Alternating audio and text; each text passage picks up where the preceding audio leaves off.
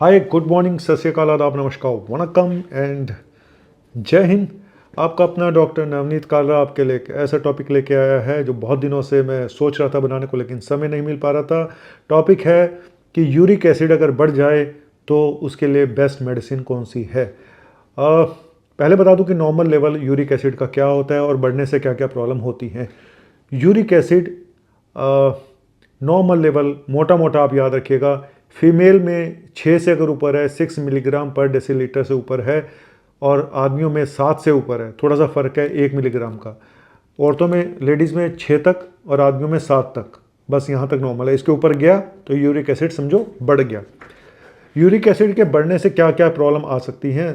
3 major problem आती हैं। एक तो स्टोन बन सकते हैं यूरिक एसिड के बढ़ने से, दूसरा आर्थराइटिस हो सकती है जिसको गाउट बोलते हैं, जोड़ों में दर्द हो सकता है, ठीक है, और तीसरा किडनी भी खराब हो सकती है यूरिक एसिड के बढ़ने से, समझे।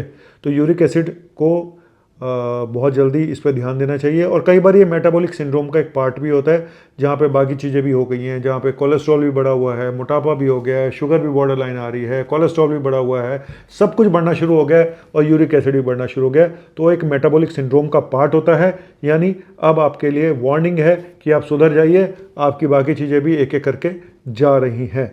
चलिए अब बात करते हैं कि आखिर यूरिक एसिड बढ़ता क्यों है। ठीक है, ये भी तो पता होना चाहिए कि बढ़ता क्यों है। एक तो इसलिए यूरिक एसिड बढ़ सकता है कि जी यूरिक एसिड निकल ही नहीं रहा है, पानी की कमी है, डिहाइड्रेशन है, जिसकी वजह से भी यूरिक एसिड बढ़ सकता है। कुछ डाइट ऐसी होती हैं जिसमें प्योरिन ज़्यादा होता है, जैसे कि स्पेशली नॉन वेजिटेरियन डाइट है ना। बहुत ज़्यादा आप नॉन वेज खाते हो, बहुत ज़्यादा प्रोटीन वाली डाइट खाते हो, या हाई फ्रक्टोज सिरप वगैरह आप ले रहे हो, तो उसकी वजह से भी, या बहुत ज़्यादा शुगर आप ले रहे हो, सोडा ले रहे हो, इन सब चीज़ों से भी यूरिक एसिड बढ़ सकता है। मोटापा हो गया है, शुगर हो गई है, उनमें भी देखा गया कि यूरिक एसिड बढ़ सकता है। कई बार कोई दवाइयाँ होती हैं, साइक्लोस्पोरिन नाम की एक दवा होती है, तो वो भी यूरिक एसिड को बढ़ा सकती है। लेकिन मेरा आज काम था आपको ये बताना कि बेस्ट मेडिसिन कौन सी है। देखो, बेस्ट मेडिसिन ज़्यादातर यूज़ की जाने वाली सिर्फ 2 ही मेडिसिन है जो यूरिक एसिड के प्रोडक्शन को कम करती हैं, ठीक है। एक है फेबुक्सोस्टैट और दूसरी है एलोपिरिनोल। एलोपिरिनोल एक काफ़ी पुरानी दवा है और फेबुक्सोस्टैट उसके बाद में आई है। लेकिन दोनों में फ़र्क क्या है और कौन सी मेडिसिन लेनी चाहिए और डोज क्या है, बस ये इतना ही टॉपिक है, ठीक है। देखो, अगर हम ये कहें कि ड्रग ऑफ चॉइस कौन सी है, कौन सी ज़्यादा इफेक्टिव है, तो फेबुक्सोस्टैट ज़्यादा इफेक्टिव है। दोनों ही दवाइयाँ यूरिक एसिड के प्रोडक्शन को कम करती हैं, ठीक है। अब क्यों, कैसे करती हैं, ये सब मैं बताऊंगा नहीं, क्योंकि ये फिर एक टेक्निकल लेवल पे बातें आ जाती हैं और वो डॉक्टर को फ़ायदा होता है उनको सुन के। मेरा काम एक आम आदमी के लिए वीडियो बनाने का है कि दोनों यूरिक एसिड के प्रोडक्शन को कम करती हैं। फेबुक्सोस्टैट पाया गया है कि ज़्यादा इफेक्टिव है एलोपिरिनॉल से, ठीक है। चलिए, बहुत अच्छी बात है। लेकिन कुछ जगहों पे थोड़ी कंट्रोवर्सी है, स्पेशली साइड इफ़ेक्ट को लेके, स्पेशली हार्ट पेशेंट्स में लेके, ठीक है। तो वो भी मैं आपको बताऊंगा कितनी कंट्रोवर्सी है और साइड इफ़ेक्ट को लेके। जो एलोपिरिनॉल है उसकी जो डोज है वो 100, दोस्तों एलोपिरिनॉल की डोज है 100 to 900 milligram per day, 100 milligram से लेके 900 मिलीग्राम तक। कोशिश हम लोग करते हैं कि 300 मिलीग्राम में ही पेशेंट कंट्रोल हो जाते हैं। और एलोपिरिनॉल के साइड इफ़ेक्ट और फेबुक्सोस्टैट के साइड इफ़ेक्ट ऑलमोस्ट सेम ही है, कोई बहुत ज़्यादा फ़र्क नहीं है। लेकिन अगर मैं बात करूं, पहले साइड इफ़ेक्ट बता देता हूं कि किसी को एलर्जी हो सकती है, स्किन रैशेस हो सकते हैं, लीवर किडनी पे असर आ सकता है हाई डोज देने से।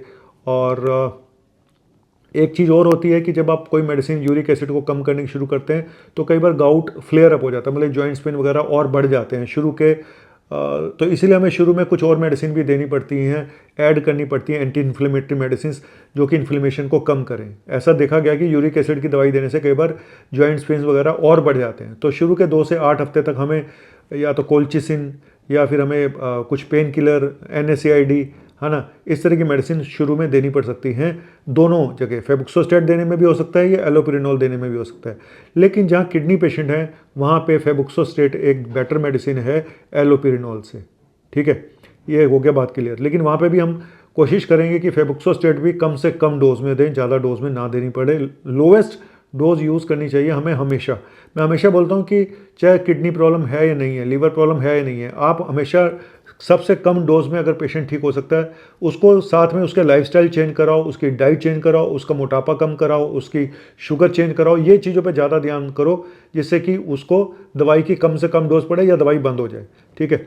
और फेबुक्सोस्टेट के बारे में थोड़ी सी कंट्रोवर्सी है कि हार्ट पेशेंट में इसको नहीं देना चाहिए, कि हार्ट प्रॉब्लम को बढ़ा सकती है, ये हार्ट अटैक कर सकती है, ऐसा पहले कंट्रोवर्सी थी। अब तो ये माना जाता है कि कोई खास इतना फ़र्क नहीं है एलोपिरिनोल और फेबुक्सोस्टेट में, लेकिन फिर भी एलोपिरिनोल अभी भी ड्रग ऑफ चॉइस है हार्ट पेशेंट के लिए, ठीक है। जहाँ पे हार्ट प्रॉब्लम्स हैं वहाँ पे एलोपिरिनोल ही दी जानी चाहिए, ऐसा कुछ लोग मानते हैं। हालांकि कुछ लोग ये भी मानते हैं कि कोई ज़्यादा फ़र्क नहीं है, लेकिन क्या हार्ट पेशेंट में देनी चाहिए? मेरा ये मानना है कि आप ट्राई एलोपिरिनोल से करें।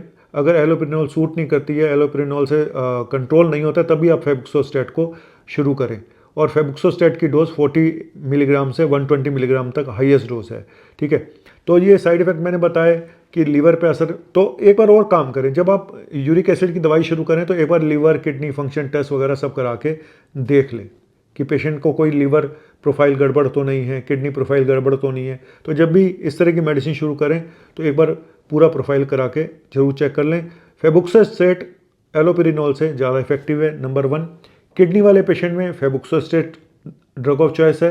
हार्ट पेशेंट में अभी भी लोग मानते हैं कि एलोपिरिनोल ड्रग ऑफ चॉइस है। तो थोड़ा सा अलग अलग वो है वहाँ पे, लेकिन ये बात ज़रूर है कि हाँ, शुरू में ये कुछ पेशेंट में देखा गया है कि अचानक गाउट जो होता है, जॉइंट्स पेन होते हैं, वो बढ़ जाते हैं जब आप मेडिसिन शुरू करते हैं। इसलिए साथ में हमें कुछ दिनों तक कोल्चिसिन या कुछ पेन किलर वगैरह दवाइयाँ या स्टीरॉयड कुछ दिनों में देने पड़ते हैं शुरू में, ठीक है।